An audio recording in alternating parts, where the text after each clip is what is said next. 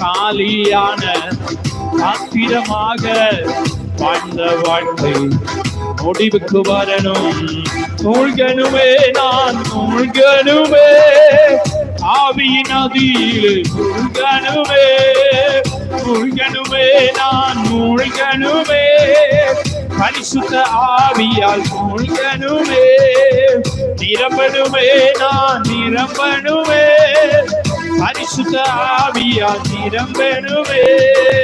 திருவெல்லாம் அக்கினி நதியே என்னை கொண்டு பாய்ந்திட செய்யும்.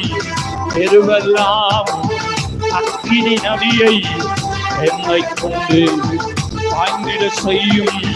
செய்திடுங்க ஐயா, செய்திடுங்க, நதியாய் பாய்ந்திட செய்து இந்த கடைசி நாட்களில் செய்திடுங்க ஐயா. ஓ